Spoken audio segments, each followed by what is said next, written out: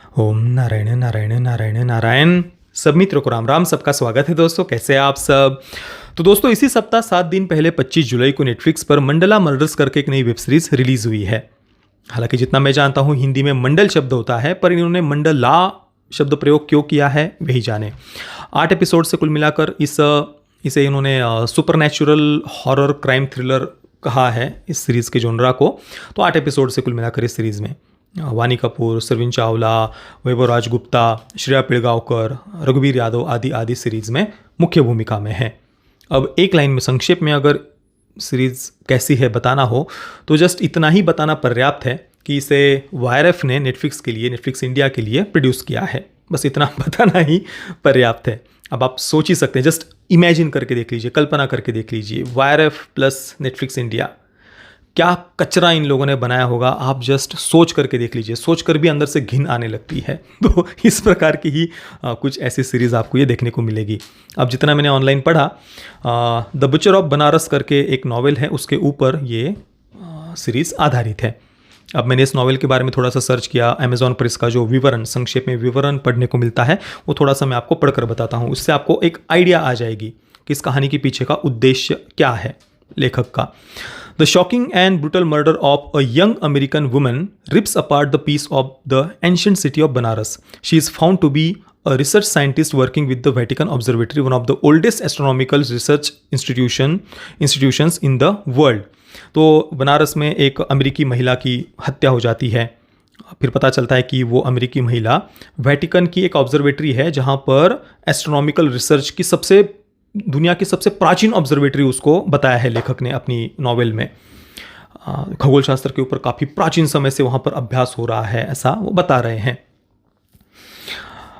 Hawa Singh, a senior inspector from Delhi Crime Branch on a visit to Banaras, gets embroiled in the case. He finds that the murdered woman had been researching the Bhrigu Samhita, an astrological classic dating back to pre-Vedic times, believed to be lost. तो हवा सिंह करके एक police officer वो दिखा रहे हैं जो इस केस को आगे इन्वेस्टिगेट करने वाला है। उसको पता चलता है कि ये जो अमेरिकी महिला थी जिसकी हत्या हुई है, वो भृग संहिता को खोज रही थी, जो एक प्राचीन वैदिक काल का ग्रंथ है जो अभी विलुप्त हो चुका है ऐसा माना जाता है। तो उसको ही वो अमेरिकी महिला खोज रही थी। The FBI sends in Ruby Malik, a Pakistani American, to investigate the murder. Soon more bodies are found with bizarre connections to both the Bhrigu Samhita and Christian Orthodoxy.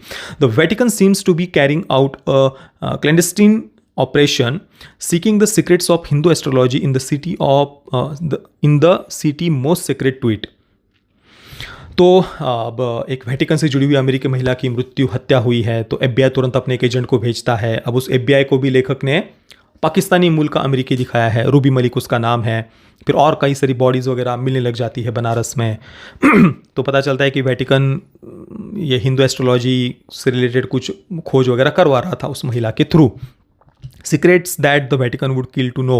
Hawa Singh, hardened by many gunfights and with a bullet already lodged near his brain in a previous encounter, teams up with Ruby Malik to unravel the mystery. Nothing is the same anymore. The temple bells fade in the perpetual winter fog. There is a blood on the streets of Banaras, which become a battleground where faith and science collide. तो एक तरफ आस्था है, faith है, दूसरी तरफ science है। दोनों कैसे एक दूसरे के आमने सामने आ रहे हैं ये वो बता रहे हैं। ऑब्वियसली बनारस को फेथ के प्रतीक, आस्था के प्रतीक के रूप में वो दिखा रहे होंगे, और दूसरी तरफ जो साइंस वो कह रहे हैं वो शायद वेटिकन की वो ऑब्जर्वेटरी, उसके लिए रिसर्च करने वाली वो अमेरिकी महिला वगैरह, इनको शायद साइंस की साइड, वो साइंस के प्रतीक के रूप में शायद लेखक ने दिखाया होगा। मैंने तो पुस्तक पढ़ी नहीं है, ऑनलाइन जो मुझे वर्णन पढ़ने को मिल रहा है वो मैं आपको केवल बता रहा हूँ। बाकी वही the worlds of astronomy and astrology come. Hawa Singh and Ruby search the opium dens and the domains of Naga sadhus, Aghoris and domes in the cremation ground, hunt a cannibal lurking in the maze that is Banaras. तो Aghoris, Naga sadhus वगैरह बहुत कुछ बनारस का जिस प्रकार से वर्णन उन्होंने किया होगा। फिर कौन है भाई ये सीरियल किलर, कौन ये विचित्र तरीके से हत्याएं कर रहा है, इसकी वो खोज बीज वो करेंगे जो भी है। तो इस प्रकार से इस पुस्तक की, इस नॉवेल की कहानी है। अब आते हैं सीरीज़ के ऊपर। क्या सीरीज़ में इससे कुछ सिमिलरिटीज़ मुझे लगी? तो हाँ, सिमिलरिटीज़ इतनी है कि यहाँ पर फेथ वर्सेस साइंस, एक तरफ आस्था है और दूसरी तरफ साइंस है। ऑब्वियसली जो साइंस या कथित विज्ञानवादी जिन पात्रों को वो दिखा रहे हैं वो ऑब्वियसली बहुत समझदार होंगे, ब्रॉड माइंडेड होंगे, मानवता उनके हृदय में भरी हुई होगी और वो बड़े रैशनलिस्ट वगैरह होंगे विज्ञानवादी पात्र। दूसरी तरफ जो फेथ है अब यहाँ पर फ़र्क फेथ को रिप्रेजेंट करते समय उन्होंने इतना किया कि यहाँ पर डायरेक्टली बनारस शब्द का उपयोग नहीं किया, या फिर नागा साधु, अघोरी, या हमारे कोई ऋषि, कोई संत, कोई आश्रम वगैरह, हिंदू सभ्यता, सनातन संस्कृति, ऐसा कोई शब्द उपयोग उन्होंने नहीं किया। बनारस की जगह पर चरणदासपुर करके एक काल्पनिक उत्तर प्रदेश का शहर वो दिखा रहे हैं फेथ को रिप्रेजेंट करने के लिए। अब उसमें भी चरणदासपुर में भी जिन लोगों को वो फेथ को रिप्रेजेंट करने के लिए दिखा रहे हैं उनके लिए डायरेक्टली हिंदू शब्द वो उपयोग नहीं कर रहे। आयस्तीज उनको कहा गया है। आयस्तीज करके एक कल्ट समुदाय वो दिखा रहे हैं, काल्पनिक समुदाय उन्होंने बताया है एविल कल्ट की तरह। जैसे नेटफ्लिक्स इंडिया हो या फिर बॉलीवुड वाले हो, उनको कोई हिंदुओं के प्रति घृणा फैलाने में कोई शर्म है, इस कारण से उन्होंने आयस्तीज शब्द उपयोग किया। ऐसी बात नहीं है, ये तो बड़े निर्लज्ज लोग हैं। आप नेटफ्लिक्स इंडिया का ही कंटेंट उठा करके देख लीजिए, शुरुआत में इन्होंने किस प्रकार का कंटेंट बनाया है, चाहे वो लैला हो, घुल हो, सीक्रेट गेम्स हो, लाइन से कंटेंट मिल जाएगा। और बॉलीवुड वालों को तो कहना ही क्या। तो इनको कोई शर्म नहीं है हिंदू शब्द का उपयोग करने के लिए। अभी देश में जिस प्रकार से लोगों ने आलोचना की है ना, तो ये अपने मन में जो घृणा भरी हुई है वो तो है ही इनके मन में, पर उसको खुलकर वो घृणा फैला नहीं पा रहे। तो इस कारण से हिंदू संस्कृति या सनातन संस्कृति या बनारस, इनकी जगह पर चरणदासपुर, और हिंदुओं की जगह पर एक काल्पनिक कल्ट दिखा देंगे भाई फेथ को रिप्रेजेंट करने के लिए, आयस्तीज वगैरह।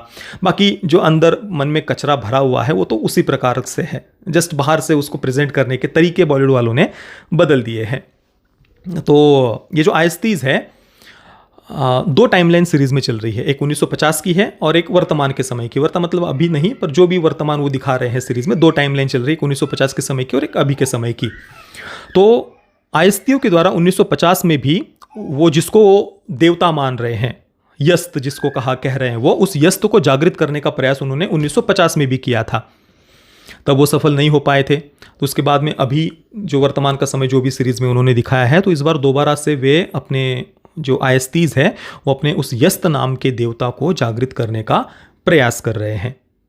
अब 1950 में भी जो प्रयास उनके द्वारा किया गया था उसके लिए भी उन्हें साइंस की ही हेल्प लेनी पड़ी थी। कैसे? अब वानी कपूर का जो पात्र है, वानी कपूर ने दो कैरेक्टर्स प्ले किए हैं। एक तो नंदिनी नाम का पात्र है जो 1950 में स्थित है, और नंदिनी की ही बेटी थी, उसका पात्र भी वानी कपूर ने ही प्ले किया है। अब नंदिनी जो थी वो बड़ी विज्ञानवादी थी, वो ये जब आस्था वगैरह इन सब बातों में बिलीव नहीं करती है।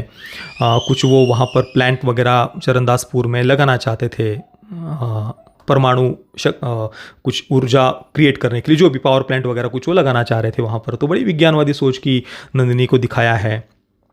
और चरणदासपुर के ये जो फेथ वगैरह उनके सामने वो आ रहे हैं, तो विरोध वगैरह उनके द्वारा होता है नंदिनी का। फिर नंदिनी खुद ही उनके साथ में जुड़ जा रही है, उनके लिए एक डिवाइस वो क्रिएट करती है, और उसी डिवाइस की हेल्प से फिर ये उनके जो कथित जिसको वो देवता कह रहे हैं उसको वो जागृत करने का उस डिवाइस के थ्रू प्रयास कर रहे हैं यस्त को।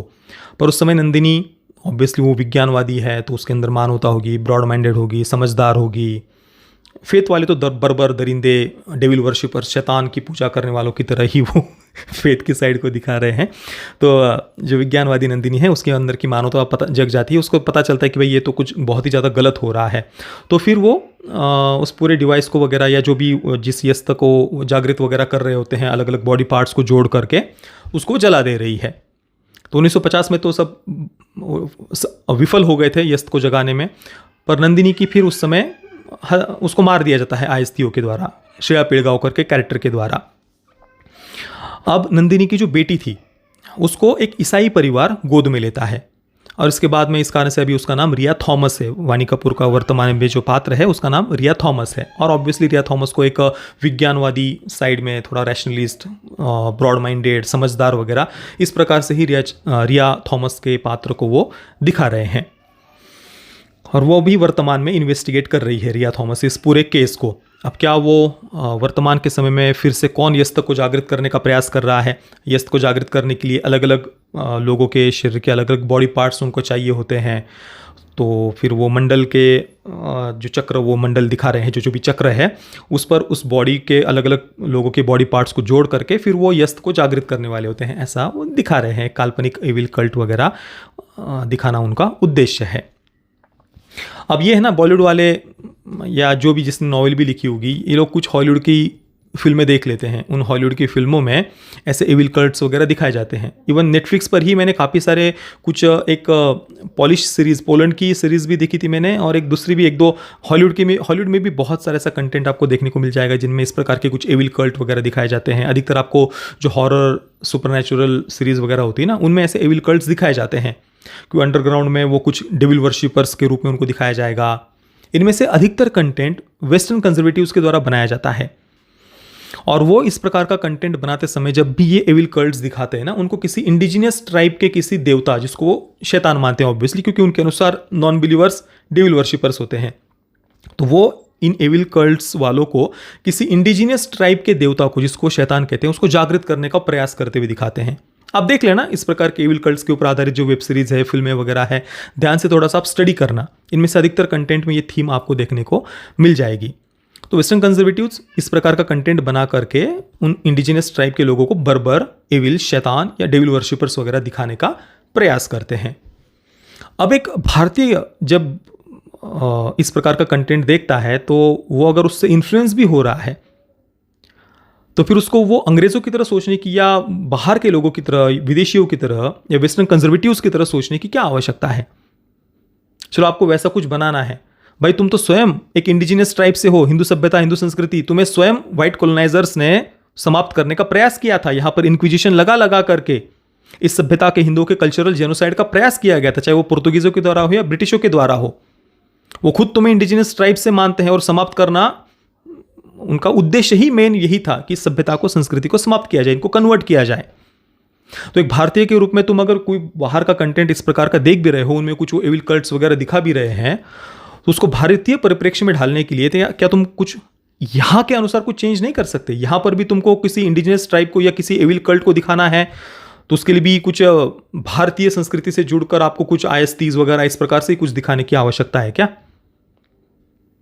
एक भारतीय के रूप में आप तुम स्क्रिप्ट में उस प्रकार के कहानी के में कुछ चेंज नहीं कर सकते क्या? या उसके लिए भी जो नॉवेल भी मैंने जो पढ़ रहा हूँ, उसके लिए वो कुछ बनारस, नागा साधुज वगैरह, पता नहीं उस नॉवेल में उन्होंने क्या दिखाया है, वेटिकन का उल्लेख उन्होंने किस प्रकार से किया है। मैंने तो वो नॉवेल पढ़ी नहीं है, किसी ने अगर पढ़ी हो तो प्लीज़ आप मुझे बताना। पर भाई अधिकतर मैं देखता हूँ कि जो हमारी शिक्षा व्यवस्था रही है ना, ब्रिटिशों ने जो यहाँ पर गुरुकुल शिक्षा व्यवस्था को समाप्त करके जो अंग्रेजी शिक्षा व्यवस्था शुरू की, उसमें से निकलने वाली जो जनरेशन है ना, वो दिखने में भारतीय है, परंतु सोचने का तरीका पूरी तरीके से उनका वेस्टर्न है, अंग्रेज़ों की तरह ही है। और यही तो उद्देश्य भी था। मैकॉले ने यही बात तो कही थी, इस एजुकेशन सिस्टम से निकलने वाली जनरेशन्स दिखने में केवल बाहर से भारतीय होंगी, रंग से, अंदर से पूरी तरीके से कन्वर्ट हो चुकी होंगी, अंग्रेज़ों की तरह वो सोचेंगे। और उसी का परिणाम है कि ऐसी सीरीज़ वगैरह हमें देखने को मिलती है। अब जहाँ तक बात है फेथ वर्सेस साइंस की, ये हमें कहाँ देखने को मिलता है इतिहास में? गैलीलियो को किसने दंड दिया था? कोपरनिकस को किसने दंड दिया था? जो हमें रोमन कैथोलिक इंक्विजिशन के द्वारा गैलीलियो को जो दंड दिया गया था, कोपरनिकस को किसने बैन किया था? ये हमें जो बातें पढ़ने को मिलती है इतिहास में, ये कहाँ हुआ था? साइंस वर्सेस रिलीजन, ये संघर्ष कहाँ पर रहा है? वो बाहर हमें देखने को मिला है। भारत में कभी भी ऐसा कोई संघर्ष रहा ही नहीं है, क्योंकि इस सभ्यता ने कभी किसी रिलीजन की स्थापना नहीं की है। हिंदू सभ्यता, संस्कृति कोई रिलीजन नहीं है, क्योंकि इसमें आपको किसी एक पुस्तक से, किसी एक संप्रदाय से, किसी एक जगह से बांधा नहीं गया है। इस सभ्यता ने अपने जीवन के परम लक्ष्य को प्राप्त करने के लिए, अपने आत्म तत्वों को खोजने के लक्ष्य को प्राप्त करने के अलग अलग मार्ग बताए हैं, और सभी स्वतंत्र है। कभी भी हमने किसी रिलीजन की स्थापना नहीं की है। और इसी सभ्यता ने खगोल शास्त्र के भी मूलभूत सिद्धांत विश्व को दिए, नवग्रहों के बारे में बताया, पंचांग इसी संस्कृति ने विश्व को दिया है, योग इसी संस्कृति ने दिया है, आयुर्वेद इसी संस्कृति ने दिया है, गणित के सभी मूलभूत सिद्धांत इसी सभ्यता संस्कृति ने विश्व को दिए हैं। वेदांत दर्शन के अलग अलग कई सारे दर्शन इसी संस्कृति ने विश्व को दिए हैं। जीवन के अलग अलग दर्शन इसी संस्कृति ने विश्व को दिए हैं। अद्वैत वेदांत जैसा जीवन का सबसे सूक्ष्म मनोविज्ञान इसी सभ्यता संस्कृति ने विश्व को दिया है। अभी अर्थशास्त्र के बारे में, युद्ध नीति के, कूटनीति के ऊपर जो शास्त्र लिखे हुए हैं, उन सब में हम नहीं जाएंगे। इस सभ्यता ने विश्व को क्या क्या नहीं दिया है। विश्व में सबसे पहला व्याकरण इस भूमि पर लिखा गया। और इस सभ्यता को अगर आप अंधश्रद्धा के रूप में या यहाँ की फेथ को आप किसी एविल कल्ट के रूप में दिखाना चाहते हैं, तो ये दुर्भाग्य मैं कहूँगा कि आज हमारे देश में ऐसे फिल्म मेकर्स हैं जिनके सोचने का तरीका इतना विचित्र, विकृत हो गया है, ऐसा ही हम कहेंगे। क्या कर सकते हैं अभी जो है सो है, हमारे सामने है, हम देख रहे हैं। वेस्ट में कुछ बातें दिखा दी, किसी फिल्म में, सीरीज में एविल कल्ट दिखा दिया कि वो इस प्रकार से किसी प्राचीन उनके किसी डेविल को, जिसको दिखाते हैं वेस्टर्न कंजर्वेटिव्स इंडिजिनस ट्राइब्स के देवताओं को डेविल के रूप में दिखाते हैं, उनको जागृत कर रहे होते हैं किसी सीरीज वगैरह में, तो आपको उसको कॉपी भी करना है तो यहाँ पर कैसे आप कॉपी कर सकते हैं? क्योंकि आप स्वयं उस इंडिजिनस ट्राइब से ही हो जिनको समाप्त करने का प्रयास उन कॉलोनाइजर्स के द्वारा किया गया था, इंक्विजिशन लगा लगा कर। तो एक भारतीय के रूप में आपका क्या कर्तव्य है? आप क्या बना रहे हैं, क्या दिखा रहे हैं विश्व को? नेटफ्लिक्स इंडिया पर ये सारा कंटेंट रिलीज करके आप दुनिया को क्या बताना चाहते हैं? कैसे रिप्रेजेंट कर रहे हैं यहाँ की सभ्यता को, संस्कृति को, आस्था को, फेथ को? हमारी सभ्यता ने विश्व को क्या दिया ये बताना छोड़ करके हमें ही किसी बहुत बर्बर कल्ट की तरह आप दिखा रहे हैं। चलो आपने डायरेक्टली हिंदू सभ्यता का नाम नहीं लिया, आयस्तीस बता रहे हैं, तो क्या हो गया? आप सिद्ध क्या करना चाहते हो? आप ब्रॉड माइंडेड, समझदार, रैशनलिस्ट किस साइड को बता रहे हो? और जहां पर बात है आस्था की, श्रद्धा की, जो इतनी पवित्र है, मनुष्य के जीवन में धाड़स बंधाती है और ज़्यादा खुलकर सोचना सिखाती है, प्राणी मात्र से प्रेम करना जो आस्था हमें सिखाती है, उस आस्था को आप किस प्रकार से, किस बातों के साथ रिलेट करके दिखा रहे हैं? चलिए, दुर्भाग्य ही कह सकते हैं हम कि ऐसी कंटेंट लिखने वाले, सोचने वाले लोग है हमारे देश में। सोचकर ही डर लगता है, मैं तो कहता हूँ। भयानक भयानक कह सकते हैं। कैसे सोच लेते हैं ये लोग इस प्रकार की बातें, दिमाग में भी कैसे आती है पता नहीं। बाकी ये सब छोड़ भी देख, सीरीज में क्या दिखाया है, उसके अलावा भी सीरीज कचरा थी भाई, कचरा लिटरली। आप नहीं टॉलरेट कर पाएंगे, इतनी घटिया सीरीज है, इतनी घटिया सीरीज है। और परफॉर्मेंसेस उससे भी ज़्यादा घटिया। वाणी कपूर और जो ISTO की जो भी, जिसने खोजा था सबसे पहले 1950 में जो कर रही थी, रुक्मिणी नाम का जो पात्र है भाई, इतना खराब परफॉर्मेंस, इतना खराब परफॉर्मेंस नहीं देखा जा रहा था। लिटरली आंखों से खून आने जैसा ही परफॉर्मेंस था वो, बहुत ज़्यादा भयानक, अति भयानक। उससे भी कुछ भयानक शब्द हो तो वो समझ लीजिए।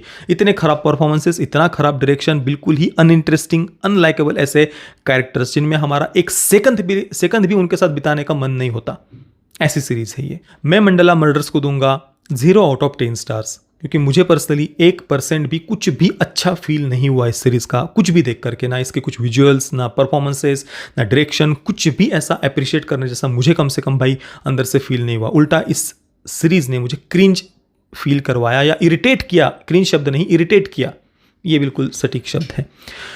बाकी क्या कहे, पेरेंटल गाइडेंस की कोई आवश्यकता नहीं, क्योंकि बच्चों के साथ देखने जैसी ये सीरीज़ नहीं है, बिल्कुल भी नहीं है। जिन मित्रों ने गलती से इस सीरीज़ को देख लिया है, आपका अनुभव कैसा रहा मुझे अपने नीचे कमेंट में अवश्य बताना। ये वीडियो देखने के लिए आप सभी मित्रों का बहुत बहुत धन्यवाद। जय श्री राम, वंदे मातरम।